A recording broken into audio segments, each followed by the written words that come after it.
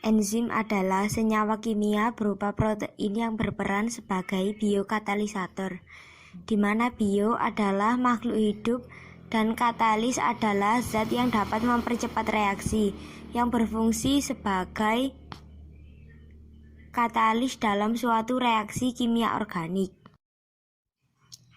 Fungsi enzim. Secara umum, fungsi enzim yaitu sebagai biokatalisator, berfungsi mempengaruhi dan mempercepat berlangsungnya sebuah reaksi kimia di dalam tubuh organisme atau sel hidup, baik pada reaksi penguraian molekul kompleks menjadi molekul sederhana maupun penyusunan senyawa kompleks dari molekul sederhana. Enzim juga berfungsi mengurangi energi aktivasi, yaitu energi yang diperlukan untuk mencapai status transisi, suatu bentuk dengan tingkat energi tertinggi dalam suatu reaksi kimiawi.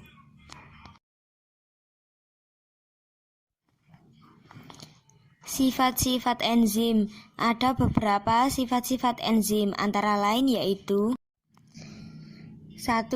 Enzim tersusun atas protein. Komponen penyusun utama enzim tersusun atas protein, tapi tidak semua protein merupakan enzim. 2. Enzim merupakan biokatalisator. Seperti dalam pengertiannya, enzim bersifat biokatalisator.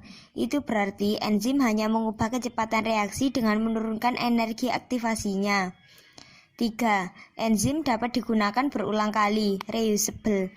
Selama enzim tidak rusak, enzim bisa dipakai berulang-ulang karena tidak ikut bereaksi. 4. Enzim bekerja secara spesifik. Suatu enzim hanya bekerja pada substrat yang spesifik untuk membentuk produk yang spesifik juga. Enzim sebagai kunci yang mempunyai bentuk khusus, sehingga hanya bisa membuka satu gembok saja. Contohnya, enzim amilase yang hanya bekerja pada substrat berupa amilum atau pati. 5. Enzim tidak ikut berubah menjadi produk. Walaupun enzim bekerja untuk mengubah substrat menjadi produk, tapi enzim tidak ikut berubah menjadi produk. 6. Kerja enzim bersifat bolak-balik, reversible. Suatu enzim dapat melakukan reaksi dua arah, yaitu dari substrat menjadi produk atau produk menjadi substrat. 7. Mudah rusak akibat suhu panas.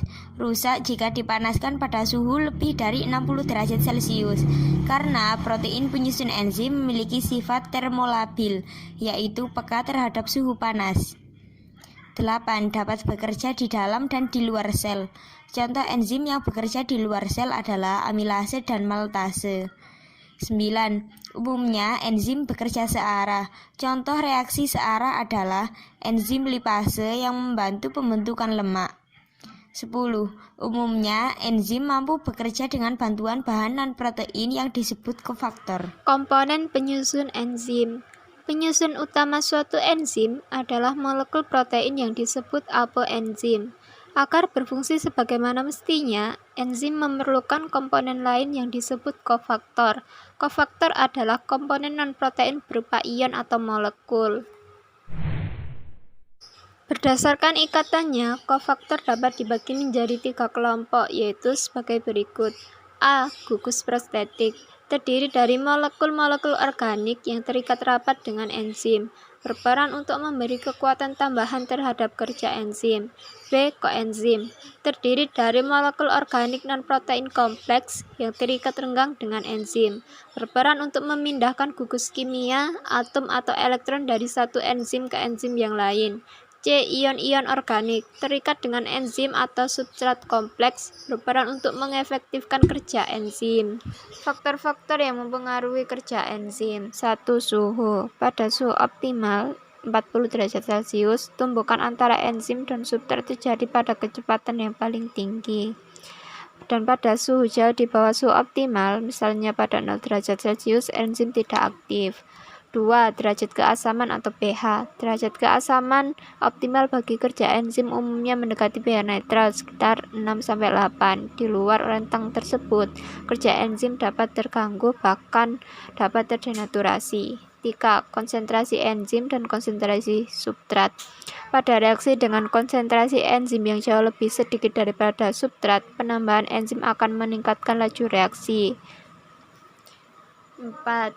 inhibitor, zat-zat tertentu yang dapat menghambat kerja enzim, contohnya asam malonat, pestisida, dan sianida. Cara kerja enzim. Cara kerja enzim adalah untuk meningkatkan proses reaksi kimia. Cara kerja enzim sangat unik karena hanya mempengaruhi zat tertentu. Misalnya, enzim protease hanya bereaksi terhadap protein dengan mengubahnya menjadi asam amino, atau enzim amilase yang hanya bereaksi pada zat tepung dan mengubahnya menjadi glukosa. Cara kerja enzim dapat diterangkan dengan dua teori, yaitu A. Teori gembok dan kunci, dan B. Teori kecocokan yang terinduksi. Teori gembok dan kunci.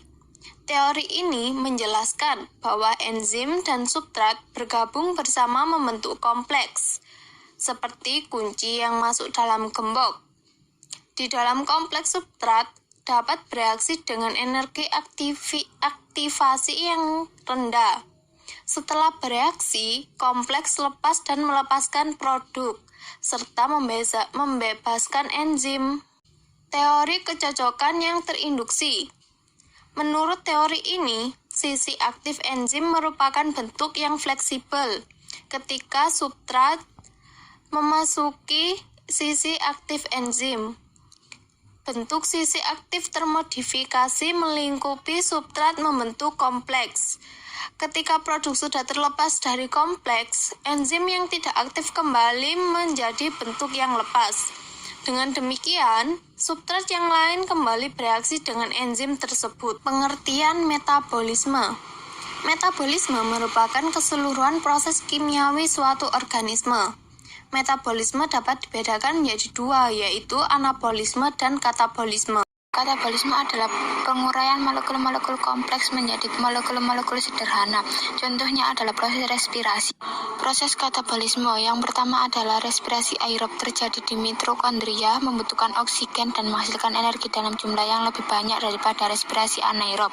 Yang kedua adalah respirasi anaerob, terjadi di sel otot, tidak membutuhkan oksigen dan menghasilkan energi lebih sedikit daripada respirasi aerob. Respirasi aerob terbagi menjadi 4 tahap, yaitu glikolisis, dekarboksilasi oksidatif, Daur Krebs, dan sistem transport elektron. Glikolisis merupakan proses pemecahan glukosa menjadi 2 asam pirufat dan terjadi di sitoplasma, menghasilkan 2 asam pirufat, 2 ATP, dan 2 NADH. Untuk lebih jelasnya dapat dilihat pada gambar jalur tahapan proses glikolisis ini.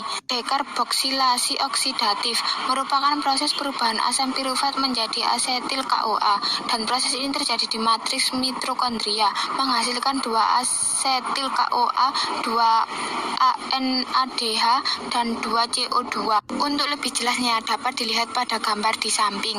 Daur Krebs, proses ini terjadi di matriks mitokondria dan menghasilkan 6 NADH, 4 CO2, 2 ATP, dan 2 FADH. Untuk lebih jelasnya dapat dilihat pada gambar di samping. Sistem transport elektron merupakan proses perubahan NADH dan FADH menjadi ATP, dan proses ini terjadi di kristal mitokondria dan menghasilkan 3-4 ATP dan 6 H2O. Untuk lebih jelasnya dapat dilihat pada gambar di samping. Reaksi anaerob terjadi pada proses fermentasi asam laktat. Apabila sel kekurangan oksigen, maka asam pirufat hasil peristiwa glikolisis akan segera diubah menjadi senyawa lain untuk mendapatkan energi.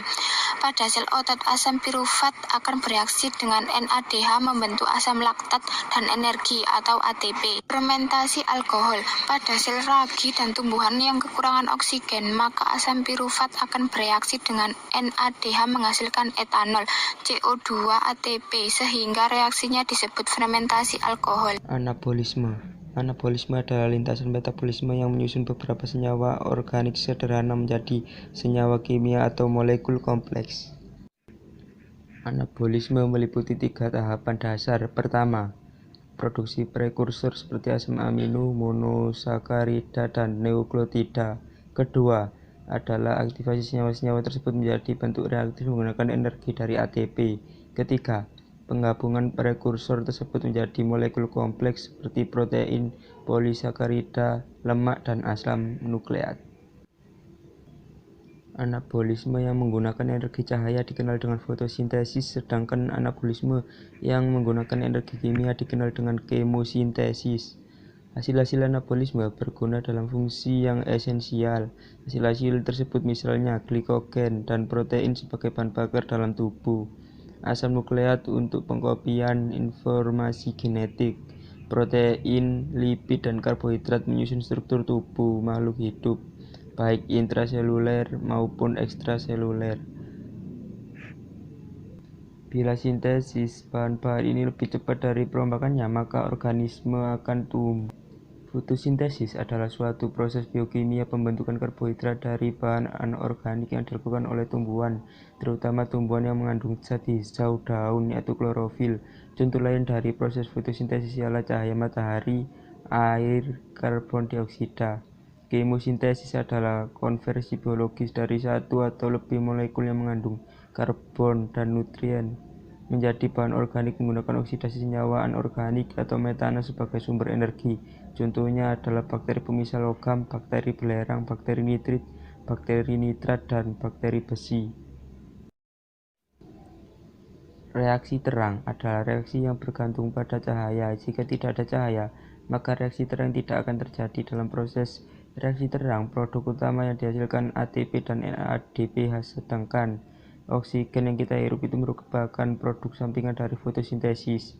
Siklus Calvin adalah reaksi pembentukan glukosa melalui reaksi kimia yang mengubah CO2 dan beberapa komponen menjadi gliseraldehida 3-fosfat. Prosesnya siklus Calvin tidak membutuhkan cahaya reaksi gelap, dan tempat terjadinya siklus Calvin tempatnya di stroma.